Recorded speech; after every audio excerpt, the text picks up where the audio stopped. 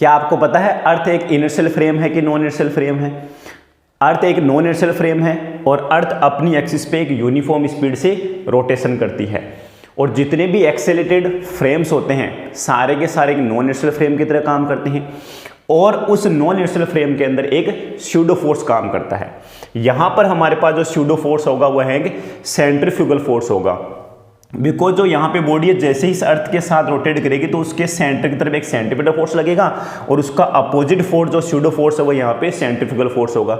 इसका एक कंपोनेंट होगा हमारे पास में M omega square into R into cos theta, जो कि एक्चुअल वेट की जस्ट अपोजिट डायरेक्शन में है। इट मीन्स हमारे पास में जो जी इफेक्टिव आएगा वह actual access due to gravity से कम आता है, इसलिए अर्थ के रोटेशन से हमें हमारा वेट कम फील होता है।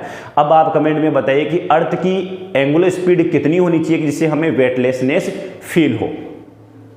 क्या आपको पता है अर्थ एक इनर्शियल फ्रेम है कि नॉन इनर्शियल फ्रेम है?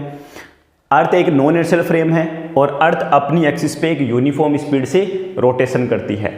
और जितने भी एक्सेलेरेटेड फ्रेम्स होते हैं सारे के सारे एक नॉन इनर्शियल फ्रेम की तरह काम करते हैं और उस नॉन इनर्शियल फ्रेम के अंदर एक स्यूडो फोर्स काम करता है। यहां पर हमारे पास जो स्यूडो फोर्स होगा वह है एक सेंट्रीफ्यूगल फोर्स होगा।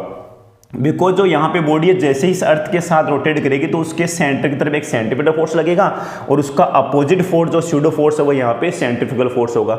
इसका एक कंपोनेंट होगा हमारे पास में M omega square into R into cos theta, जो कि एक्चुअल वेट की जस्ट अपोजिट डायरेक्शन में है।